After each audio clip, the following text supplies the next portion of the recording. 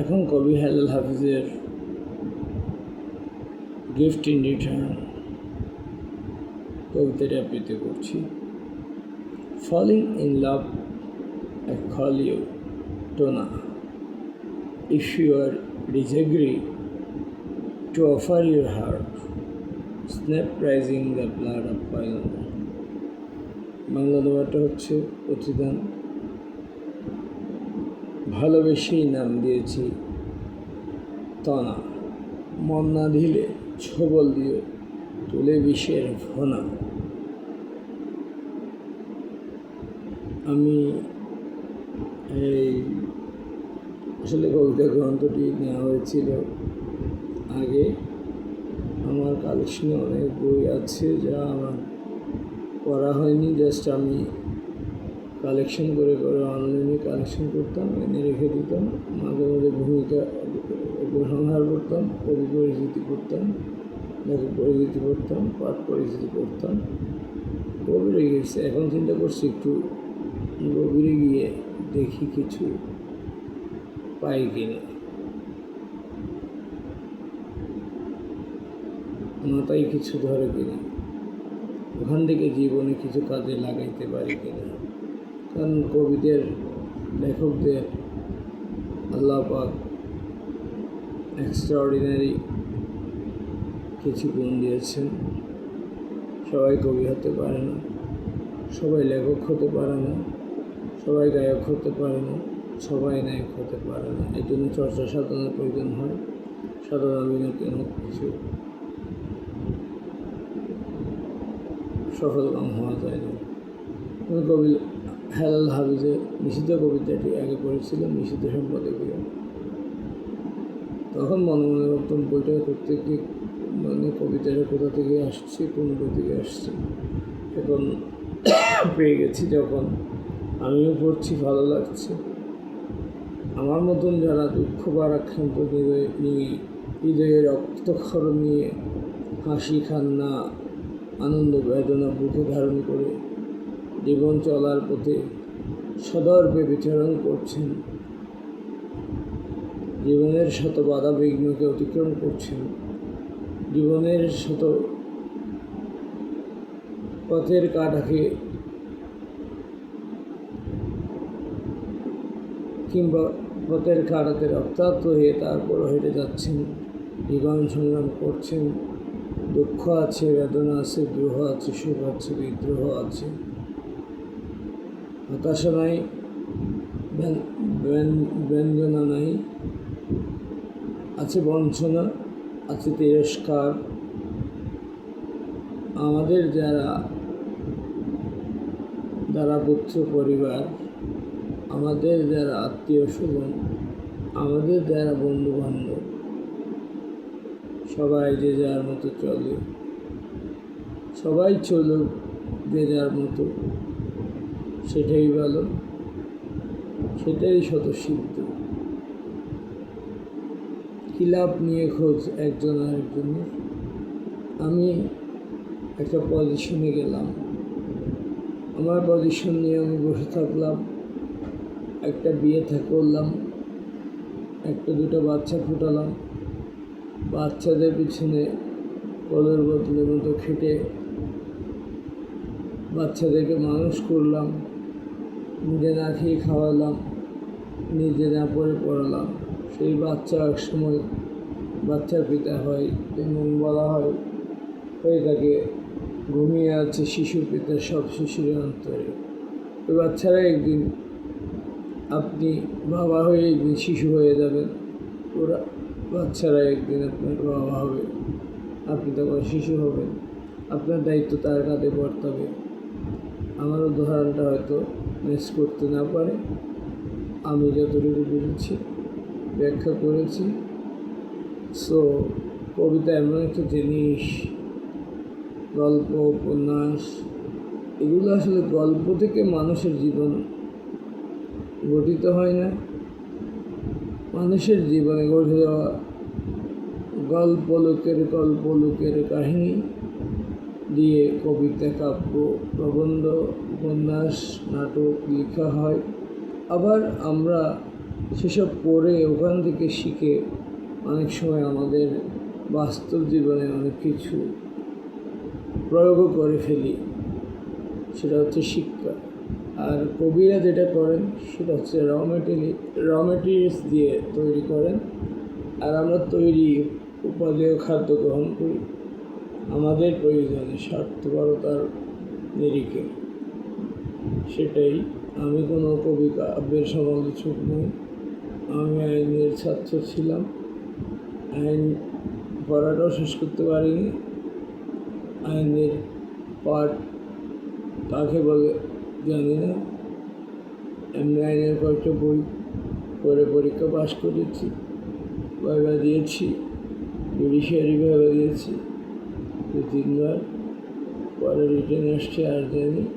মানে পিড়িতে আসার পর রিটেন দিতে চাইনি, হতাশ হয়ে গিয়েছিলাম। আসলে হতাশা আমাকে চাকরি হয়ে যাওয়াতে অধিকার টানেনি। 3বার ভাইভা দেওয়ার পর আমার মানসিকতা ভেঙে গিয়েছিল। আমি যদি রবার্ট ব্রুসের কথা তখন মনে করতাম, তাহলে আমি আরও 2বার পরীক্ষা দিতে পারতাম, পাস করতে পারতাম। এখন আমি অ্যাডভোকেটশিপ নিয়েছি, অর্জন করেছি। অর্জন যখন করেছি, অর্জন করে রেখে দিয়েছি। ব্যাংকে জব করছি। আমার সব অর্জনকে আমি বস্তাবন্দি করে রেখে দিয়েছি আমার জীবনের শেষ সময়ের জন্য। ওনারা থাকুক ওনাদের জায়গায়, আমি থাকি আমার জায়গায়। আমি কাজ করে যাই। আমি কবি সমালোচক নই। আসলে আমি অনধিকার চর্চা করা হচ্ছে। আমি জাস্ট কবিতা আবৃত্তি করতে পারি, এটাই আমার অধিকার। সমালোচনা করার অধিকার আমার নেই। কারণ আমাকে কবিতা, কাব্য, প্রবন্ধ গ্রন্থকার হইতে হবে। এগুলো যারা লিখেন, পড়াশোনা করেন অধিক, তারাই সমালোচক হতে পারে, সমালোচনা করতে পারেন, যুক্তিগ্রাহ্য সমালোচনা। আমারগুলো হচ্ছে অযৌক্তিক সমালোচনা হয়ে যাবে। আমি হাসির পাত্র হয়ে যাব। আমার অল্প জ্ঞানে, স্বল্প জ্ঞানে অত সমালোচনা করার মতো ক্যাপাসিটি আমি অর্জন করেছি বলে মনে হয় না। ধন্যবাদ সবাইকে। এ পর্যন্ত 10টা কবিতা আবৃত্তি করেছি। এগুলো আপনাদের শোনার সুবিধার্থে আমি আস্তে আস্তে আপলোড দেব, আপনারা একটা শুনে যাবেন। কারণ কবিতা আসলে কোথায় যেন পড়েছি, প্রত্যেক মানুষ কবিতা ভালোবাসে। অন্তত যারা শিক্ষিত সমাজ আছেন তারা এবং বই পড়েও আছেন, তারা অন্তত একটি কবিতা পড়েন দৈনিক। আর কবিতাও আপনাকে চিন্তার জগতে নিয়ে যাবে। ওখান থেকে গভীরে প্রবেশ করতে পারলে আপনি অনেক কিছু উপলব্ধি করতে পারবেন। আপনার জীবনের ভবলীলা কীভাবে সাঙ্গ হবে, কীভাবে ভবলীলা সম্পাদন করবেন, কীভাবে, কেন আমরা এই পৃথিবীতে এসেছি, আমাদের উদ্দেশ্য কী এখানে আসার, আমরা কোথায় যাব, আমরা কীভাবে চললে ভালো হবে, কীভাবে বললে আমরা আল্লাহর রাস্তায়, খোদা তাআলার রাস্তায়, স্রষ্টা রাস্তায় যেতে পারবো, সেই বিষয়গুলোই বেশিরভাগ কবিতায় পাওয়া যায়। যারা ব্যাপটিস্ট আছেন, যারা ধর্ম বিশ্বাসী না, তাদের কথা ভিন্ন, তাদের মতামত নিয়ে আছে। আমরা যারা ডানপন্থী, বলতে আমি এখানে পলিটিক্যাল বামডান বলছি না, আমি ধর্মীয় বিশ্বাসের থেকে, আমরা যারা ধর্ম বিশ্বাস করি বিভিন্ন ধর্মে, যারা ডানপন্থী আর যারা ধর্মকে অপব্যাখ্যা করে, ধর্ম বিশ্বাসকে সন্দেহ করে, অনেকে বলেন আল্লাহ নাই, আমরা আল্লাহ থাকে দেখি না কেন, এই জন্য কথা বলতে ইউনিভার্সিটি লেভে অনেক এই বাসদ জাসদের ছাত্র ইউনিয়নের অনেককে বলতে শুনেছি, তখন শুনেছি এখন বুঝছি। আসলে এই পৃথিবীতে আমাদের আগমন আমাদের ইচ্ছায় হয়নি। এই পৃথিবীতে আমাদের আগমন আমাদের আল্লাহ পাকের উসিলায় ইচ্ছাই হয়েছে, এবং এটা আমাদের জন্য আখিরাতের শস্য ক্ষেত্র। আমরা দুদিনের মেহমান, যাত্রাপথে আমরা বিরতি নিচ্ছি।